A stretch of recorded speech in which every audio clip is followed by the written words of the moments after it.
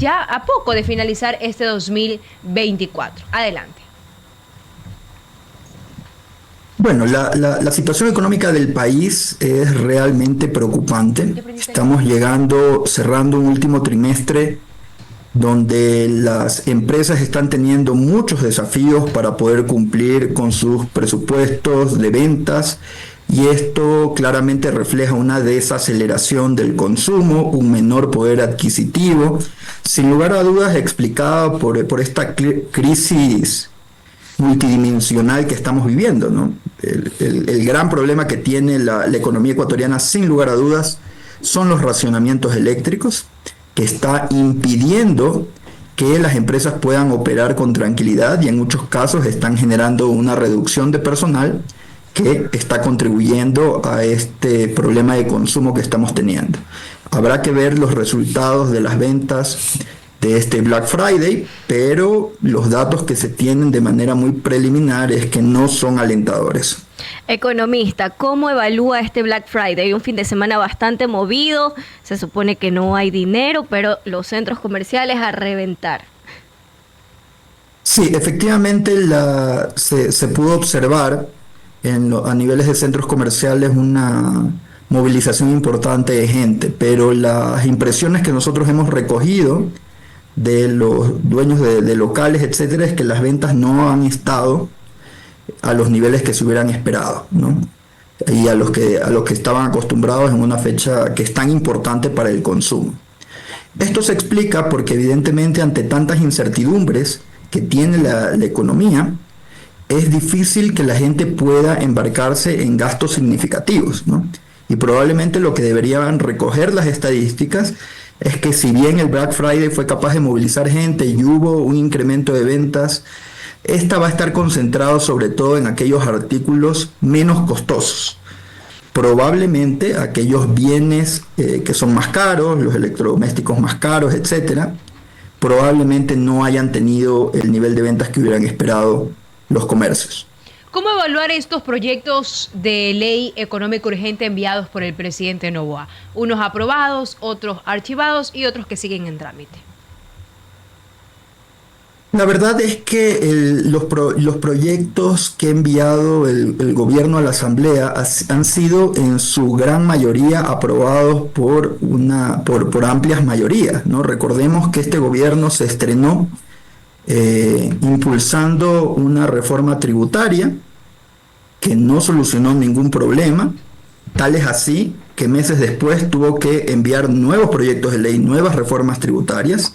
Posteriormente envió un proyecto de ley económica urgente al que denominó, creo yo con mucha audacia, Ley No Más Apagones, y meses después nos encontrábamos en la peor crisis energética de la historia reciente de nuestro país. Efectivamente, la semana pasada la Asamblea Nacional, yo creo que de manera correcta, negó un proyecto de ley económico urgente, uno más, que el presidente de la República presentó, donde se mezclaban varios temas, y eso ya por sí es una irregularidad en un proyecto económico urgente que debería estar concentrado en una sola materia. Por un lado, establecían unas medidas para el fortalecimiento de la UAFE, pero por otro lado, se pretendían aumentar los impuestos a las transacciones de ventas de autos usados, que no es para nada una herramienta para el control de lavado de activos, ni mucho menos. Inclusive se pretendió en el proyecto original ponerle impuestos a las universidades privadas, idea que finalmente fue descartada. Se creaba la figura de las sociedades anónimas deportivas, que no tiene nada que ver con los temas anteriores. Entonces yo creo que la Asamblea de manera correcta negó ese proyecto de ley, sin que esto signifique que no haya que profundizar reformas en la prevención del lavado de activos y financiamiento del terrorismo, pero sin lugar a dudas con un proyecto de ley mucho mejor estructurado. 8:13. Economista, si bien es cierto, usted está como candidato para la Asamblea, coméntenos un poco, ¿quién es Luis Fernando Ayala? Para que la ciudadanía lo conozca. Muchas gracias por la pregunta. Luis Fernando Ayala es un economista que se ha dedicado toda su vida al sector privado. Yo soy especialista en finanzas, me he dedicado toda mi vida profesional al desarrollo del mercado de valores. Y es precisamente desde esa experiencia de vida, desde mi formación profesional, que quiero contribuir al país. ¿Por qué soy candidato? Simple y llanamente porque me cansé de ser un espectador de que personas sin la preparación adecuada sean quienes tomen las decisiones que son tan importantes para la vida de los ecuatorianos, sobre todo en el campo económico, insisto, sin tener la preparación ni los criterios para tomar decisiones que son en muchos casos complejas. 8:14, economista Ayala. En caso de que la gente le dé la votación y usted llegue al Poder Legislativo, ¿qué tiene en mente ejecutar de primera mano? ¿Cuáles serían sus proyectos? Nosotros hemos presentado un conjunto de propuestas a las que la hemos denominado 25 ideas para cambiar al Ecuador. Porque hay que partir del hecho de que la crisis que tiene el país es una crisis profunda que no se va a solucionar de la noche a la mañana, ni tampoco se va a solucionar simplemente con medidas parche. Aquí tenemos que entrar, y eso lo ha dicho nuestro candidato presidencial Henry Cucalón, a una reforma profunda del modelo económico de nuestro país. Y eso implica, en primer lugar, sacar al Estado de aquellas áreas donde no ha podido, no ha querido o no ha sabido hacer las inversiones que son necesarias, con el sector energético a la cabeza. Hay que quitar estos complejos, absurdos impuestos por el socialismo del siglo XXI, donde denominaba y reservaba áreas que las denominaba estratégicas para uso exclusivo del Estado. No hay nada más estratégico que el bienestar de la población. A la población no le tiene que importar quién es el dueño de la empresa eléctrica, si es el sector privado, si es el sector público, si es una empresa ecuatoriana, si es una empresa extranjera. Lo estratégico es que tengamos provisión de energía eléctrica 24 horas al día. Y para eso hay que reformar este modelo. Pero no se acaba ahí. El sector público se ha convertido en este lastre para la economía en su conjunto. Es un drama terrible tener que observar de manera seguida estas imágenes de los pacientes que tienen que acudir al Ministerio de Finanzas, inclusive hasta el presidente de la República, a rogar de que por favor el ministerio le transfiera los recursos que las clínicas dializadoras, que los hospitales, las clínicas privadas necesitan para operar, ¿no? Para seguir atendiendo a los pacientes. Eso se tiene que acabar. ¿Cómo lo vamos a hacer? Pues con una reforma que va a implicar quitarle al Ministerio de Finanzas la discrecionalidad para que ellos decidan a quién le pagan y a quién no. Es un secreto a voces que hoy en día quienes cobran o quienes cobran más rápido son aquellos que tienen una palanca, un amigo, o en el peor de los casos, quien paga una coima en el Ministerio de Finanzas. Eso se tiene que acabar y eso se acaba con transparencia y eliminando la discrecionalidad. Pero nosotros vamos más allá inclusive. Yo quiero proponer una reforma estructural al modelo de organización del Estado. Y esto tiene que ver con cuestionarnos cosas que hemos sostenido durante muchos años, pero que para mí no tienen ningún sentido. Por ejemplo, hay que cuestionarnos, ¿tiene algún sentido que existan las prefecturas en Ecuador? ¿Tiene algún sentido que nos gastemos $1.000 millones todos los años en financiar para que los prefectos despilfarren nuestros recursos en fiestas, conciertos, publicidad, etcétera? Cuando la única competencia significativa que tienen las prefecturas es la del mantenimiento vial. Y las vías en nuestro país, que son administradas por los consejos provinciales, no pueden estar en peor estado. Las únicas vías que están en buen estado en nuestro país son aquellas que han sido concesionadas al sector privado. Si eso es lo que funciona y lo otro no funciona, ¿por qué persistir en el error? Un error costosísimo que, insisto, nos cuesta $1.000 millones y que no se compadece con la realidad de los ecuatorianos que van a los hospitales y no tienen medicinas para poder atender sus problemas de salud. 8:18, qué interesante, porque aquí también nos hemos preguntado algunas veces, ¿qué pasa con esas vías? Aquí la gente nos llama de zonas rurales que no les hacen el arreglo vial, que a veces ya en temas inviernos tienen que tener sus gastos extra para movilizarse con sus productos agrícolas porque producto de la calzada que está en mal estado, no pueden sacar bien sus productos. Economista Luis Fernando Ayala, es un proyecto interesante, pero ¿qué pasaría también? Porque dejaríamos muchísima gente sin trabajo, pues, economista, porque esas prefecturas están repletas de empleados y pipones también. Sí, es que ese es el tema. El tema no es los posibles empleos que se perderían al suprimir los consejos provinciales. El tema es la cantidad de empleos que se van a crear por volver más eficiente el tránsito a nivel nacional. Además de que aquellas labores de que deje de hacer el Consejo Provincial, alguien lo va a hacer. Lo que nosotros proponemos es que sea el sector privado.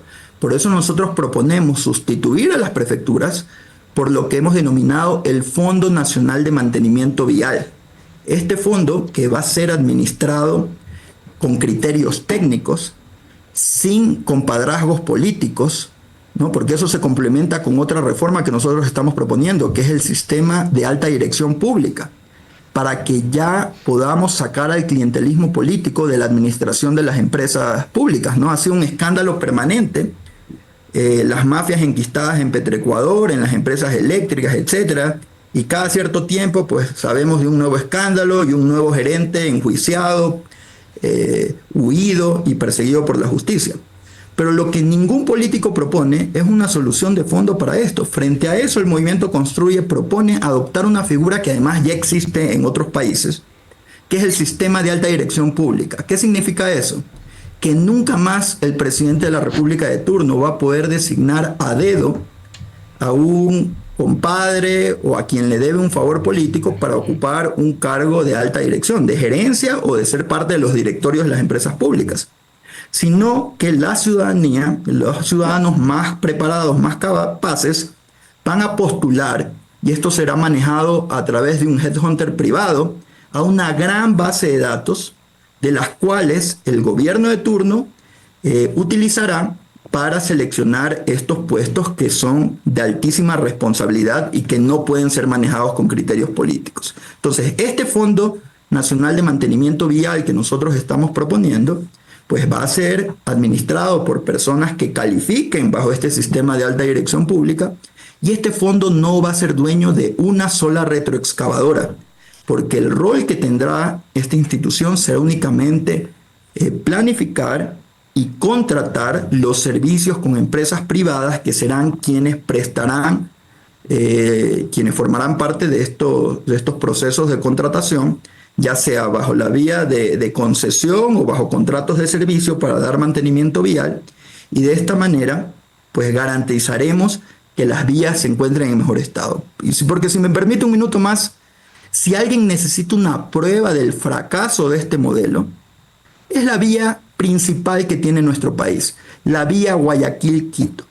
Cuando uno viaja en automóvil en una vía que por extensión el viaje no debería tomar más allá de 5 horas, uno se encuentra con que sale de Guayaquil, las vías están en buen estado, básicamente porque son concesionadas al sector privado, no de ahora, sino desde hace mucho tiempo. Pero uno llega al límite de la provincia del Guayas con la provincia de Los Ríos y ya se encuentra con un embudo que es el puente que conecta a Juján con la provincia de Los Ríos. Y luego entra ya en la provincia de Los Ríos a una vía en muy mal estado, angosta, peligrosa, que le ha costado muchas vidas a los ecuatorianos.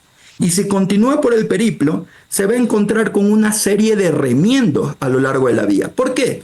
Porque la vía está dividida, su competencia, entre distintas prefecturas, y por lo tanto esa vía es un desastre, para no contar el peligro y el atentado a la integridad personal que implica transitar por la vía Aloac-Santo Domingo, ¿no? Mal señalizada, con un tráfico pesado, ¿no? Que pone en riesgo la vida de los que manejan y transitan por esa vía.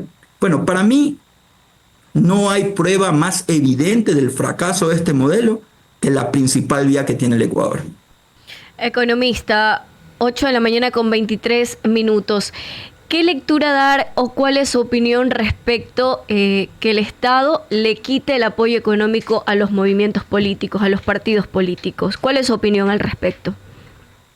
A mí me parece que el tema del financiamiento a las organizaciones y a los partidos políticos es un tema fundamental para el país que tiene que ser tratado con complejidad. De mi parte, yo estoy de acuerdo con eliminar el financiamiento del Estado a las organizaciones políticas, pero esa es solo la mitad de la historia, porque la pregunta que tendríamos que hacernos es ¿quién va a financiar a los partidos? Si no es el Estado, ¿quién va a financiar a los partidos políticos? Porque alguien tiene que hacerlo. Y en un momento tan grave como el que vive el Ecuador, donde los casos de metástasis y purga nos han demostrado la penetración que tiene el crimen organizado en las instituciones del Estado, yo creo que eso debería preocuparnos a todos si esta reforma, hecha así, de manera improvisada, como le ha mandado el gobierno actual, no va a generar de que resulta que los partidos o algunos de los partidos terminen siendo cooptados justamente por el crimen organizado. Frente a eso, el Movimiento Construye también tiene una propuesta seria, sesuda, muy bien analizada, que es la creación de los fondos patrimoniales. ¿Qué significa esto? Es permitir que las organizaciones políticas puedan generar unos fondos que reciban donaciones de ecuatorianos auditadas, declaradas, revisadas por la UAFE, y que esos recursos, esas donaciones, sean exoneradas de impuesto a las empresas o las personas naturales que contribuyan al financiamiento de los partidos políticos. Pero lo más interesante de la propuesta es que es una propuesta que además busca generar ahorro interno. Porque lo que le vamos a decir a los partidos es que esa plata que reciban como donaciones del Estado no se la pueden gastar como quieran, sino que tiene que estar invertida en instrumentos en el mercado de capitales para ayudar a financiar al sector privado, y que los rendimientos que generen esos fondos les sirvan a las organizaciones políticas para financiar sus actividades. Todos esos recursos tienen que ser auditados anualmente por firmas auditoras externas y reportadas a las diferentes instituciones de control. Y el día que esa organización política deje de existir, esos recursos deberán regresar al Estado. Esa es una propuesta que nosotros consideramos es no demagógica, es una propuesta concienzuda que va a contribuir a este doble objetivo. Por un lado, a evitar que recursos públicos sigan siendo mal utilizados por las organizaciones políticas, y por otro lado, a impedir que entreguemos al crimen organizado también el financiamiento de las organizaciones políticas. Dicho eso, quiero decirle a la ciudadanía que el Movimiento Construye no ha recibido nunca un solo dólar del Estado ecuatoriano. 8:26, perfecto. Le agradecemos al economista Luis Fernando Ayala, candidato a la Asamblea Nacional por Construye. Que tenga excelente día. Gracias por el espacio de esta mañana. Muchísimas gracias. Buen día con todos. 8:26. Continuamos con más noticias. Erika Franco. 8 de la mañana con 26 minutos. Continuamos con más información.